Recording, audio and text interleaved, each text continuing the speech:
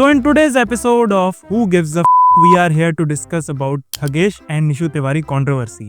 नहीं रुको, उसके लिए ग्लोकस के चैनल पे चले जाओ. यहाँ पे we are here to discuss about the psychology of it. कि आखिर इंडियन ऑडियंस कंट्रोवर्सीज को इतना क्यों पसंद करती है. बहुत मजा आ रहा है यहाँ पे. और इसको भी ना अलग अलग लेवल्स पे तोड़ेंगे, क्योंकि डोपामिन क्या होता है, उसका क्या इफेक्ट होता है, सोशल मीडिया के कंटेक्स्ट में वो कब रिलीज होता है, इसको तो कंटेंट क्रिएटर्स ना घोल घोल के पी चुके हैं ऑलरेडी. तो स्टिल इसको थोड़ा नुआंस के साथ समझाऊंगा, बट इसके बाद ना हम गिरेंगे इसके ब्लैक होल के अंदर, जहाँ पे क्लिक से लेके वीडियो देखने तक तुम्हारे माइंड में क्या चलता है उसके बारे में बात करेंगे. एंड पिछली वीडियो की तरह इस वीडियो के अंदर भी इंडियन फिलॉसफी से कुछ चीजें बोरो करके मैं तुम्हें इसकी एक्सप्लेनेशन दूंगा. सो बस यार ये नंबर इंप्रूव कर लो, आओ स्टार्ट करते हैं. So at the very core social media is all about dopamine reward system. और बाकी वीडियोस से कंट्रोवर्सी वाली वीडियो पे क्लिक करना इसीलिए अलग होता है ना, क्योंकि यहाँ पे क्लिक करते टाइम तुम्हारे ब्रेन को प्रॉमिस किया जाता है या तो कोई कंट्रोवर्सी होने वाली है, या तो तगड़ा एक्सपोज होने वाला है, या तो कोई रोस्ट होने वाला है. इसीलिए while you are clicking that video you enter the sense of high anticipation कि इससे मुझे बहुत सारा डोपामिन मिलने वाला है. और ये सिर्फ रोस्ट या फिर कंट्रोवर्सी ऑनर में ही मिल सकता है तुम्हें, क्योंकि बाकी जगह अनप्रेडिक्टेबिलिटी रहती है बट उसमें सेंस ऑफ एंटिसिपेशन नहीं रहती. यहाँ पे अनप्रेडिक्टेबिलिटी के साथ एक रिवॉर्ड लूप जब अटैच हो जाता है ना, that is a perfect mixture for dopamine. वाह मोदी जी वाह. अब वीडियो क्लिक कर ली, now why do you stay? It is because of, क्या था भाई ये वर्ड, ये देख लो यार तुम खुद. Schadenfreude. ये एक जर्मन वर्ड है जिसका मतलब है हार्म जॉय. जब किसी के साथ हार्म होता है हम उसको एंजॉय करते हैं. और ये ऐसा वैसा नहीं होता कि वाह भाई दूसरा बंदा मर रहा है, मजा ही आ गया. It is more on the fact like कि ये बंदे का डाउनफॉल होना चाहिए था, और जब तुम्हें डाउनफॉल दिखता है it is so satisfying for you. मजा आ रहा है. मेरा जूस कहाँ गया?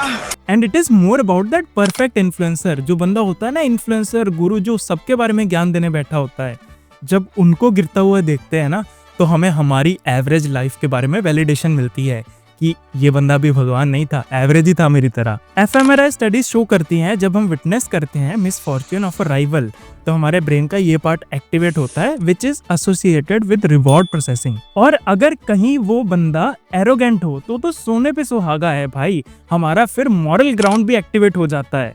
हमें लगता है कि हम इससे सुपीरियर हैं, हमें पता है क्या चीज सही है क्या चीज गलत है, और इसको गलत प्रूव करेंगे. कमेंट सेक्शन में छोड़ने वाला नहीं हूं मैं इसको. साले को बम से उड़ा दूंगा एक बार हाथ में आ जाए तो. To quote, a user can experience the high of punishing a norm violator without the risk of physically retaliation that would exist in the ancestral environment. Basically, लड़ाई का मजा बिना मुक्के खाए. And at the same time जो दूसरी side है creator की सपोर्ट करने वाली, उनका पैरासोशल प्रोटेक्शन ऑन हो जाता है. They feel it obligation. उनकी ड्यूटी की तरह उन्हें लगता है कि मुझे मेरे क्रिएटर को डिफेंड करना है जाके. तुम्हें क्या लगता है ध्रुव राठी और एल्विश यादव का मेन पर्पस अपने ऑडियंस को एजुकेट करना है? आई मीन हो सकता है, बट अंडरलाइंग एक क्रिएटर का ये भी पॉइंट रहता है ना कि मुझे एंगेजमेंट आए. और जब हमें क्लियरली नंबर से दिखता है कि जो ऐसा डेटा है, जो ऐसे थंबनेल्स हैं या फिर वीडियोस हैं जो ट्रिगर करते हैं सामने वाले बंदे के अंदर इमोशंस, तो वो ज्यादा बेटर वर्क करते हैं. इसीलिए उनके कलर्स कॉन्ट्रास्टिंग देख लो तुम. एंड अल्टीमेटली कोई भी बंदा जब उस वीडियो के अंदर जाता है, उसका पहला पर्पस लर्निंग नहीं होता है, उसका पहला पर्पस होता है कि मैं डिफेंड कर लूं अपने ओपिनियंस को. ये बंदा कुछ बोल रहा है, उसके एंटी में मैं बात करूं. और तुम्हें कहीं और दूर जाने की जरूरत नहीं है. मेरी इस वीडियो के कमेंट सेक्शन को देख लेना, वहां पे कैसे लोग लगे पड़े हैं लड़ने. अगर तुम मेरी पूरी वीडियो देखोगे ना तो तुम्हें कोई सेंस समझ नहीं आएगी कि मैं किस साइड हूँ. बट स्टिल लोग अपनी अपनी साइड चूज कर लेते हैं, कोई उन्हें डिफेंड करने, कोई अपना मॉरल सुपीरियर ग्राउंड होल्ड करने के लिए. अब देखो, साइकोलॉजी से मैंने तुम्हें इस इम्पल्स को अच्छे से एक्सप्लेन तो कर दिया, बट इस कॉन्फ्लिक्ट के अराउंड और बहुत सारी बातें हो सकती है जिसको हम इंडियन फिलॉसफी, वेस्टर्न फिलॉसफी दोनों के कॉन्ट्रास्ट से समझने की कोशिश करेंगे. तो रेने गिराड भाई साहब ने एक बात कही थी, we fight because we are the same. और निशु तिवारी एंड थगेश की कंट्रोवर्सी से आराम से साबित हो गया. जहाँ पे ऑडियंस सेम है, जहाँ पे देखने वाले सेम है, वहाँ पे फैंस अलग अलग होंगे तो फेयरसिटी तो होगी. एक बंदा एक का ओपिनियन पकड़ के बैठेगा, दूसरा बंदा दूसरे का. बट रेने गिराड भाई साहब यहाँ पे भी नहीं रुकते. वो कहते हैं कि हमारे जितने भी ह्यूमन डिजायर्स होते हैं ना, वो किसी ऑब्जेक्ट की इंट्रिंसिक क्वालिटी के कारण नहीं होते. It is because of that model जिसके ऊपर हम अपनी परसेप्शन, अपने डिजायर्स को शेप करते हैं। इंडियन कंटेक्स्ट में पहले ये सेलिब्रिटीज होते थे, हम उनको देख के करते थे कि वाह भाई ये पान मसाला खा रहा है तो अच्छी चीज होगी, मैं भी करूंगा।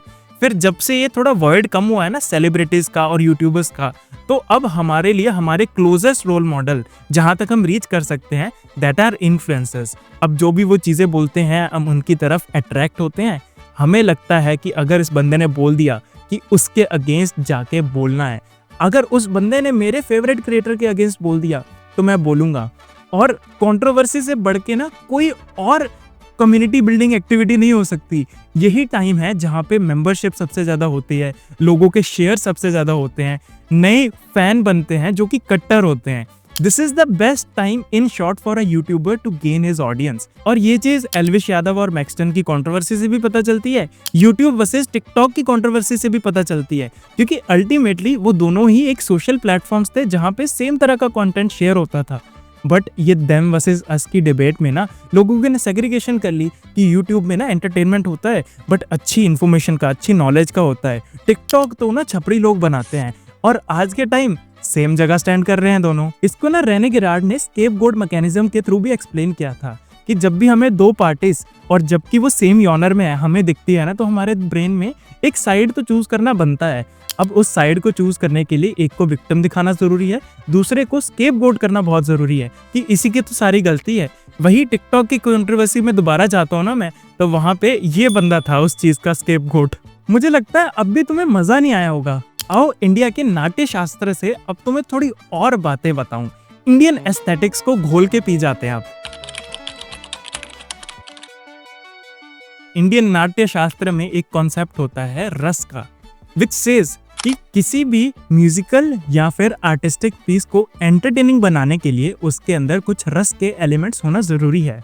और जब तुम कंट्रोवर्सीज की बात करते हो ना, वो भी इस कॉन्सेप्ट से बहुत दूर नहीं है। उसमें भी कुछ एलिमेंट्स हैं, कुछ रस हैं जिसकी कंपोजिशन से वो इतनी ज्यादा एंटरटेनिंग बनती जाती है। सबसे पहला रौद्र, जब कोई क्रिएटर दूसरे क्रिएटर को लताड़ता है, गाली देता है, अब्यूज करता है तो ये रस ट्रिगर होता है।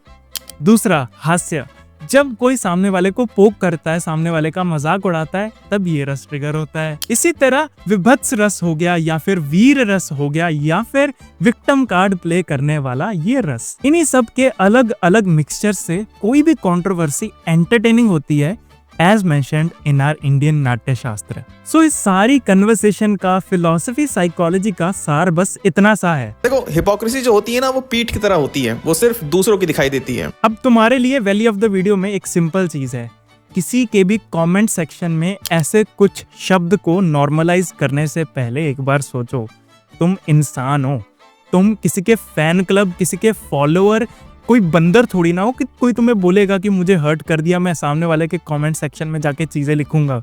तुम्हारा अपना थिंकिंग ब्रेन है कि नहीं? बस यही आज की वैल्यू ऑफ द वीडियो है यार, इसको ज्यादा लंबा नहीं खींचूंगा मैं। अगर ये वीडियो पसंद आई तो इन्फ्लुएंसर्स के अराउंड ये दोनों वीडियोस तुम्हें जम के पसंद आने वाली है भाई। बाकी मेंबर बन जाओ, चैनल को सब्सक्राइब कर दो और हाइप कर दो। यूट्यूब को पता चलना चाहिए कि हम किस तरह की वीडियोस बना रहे हैं।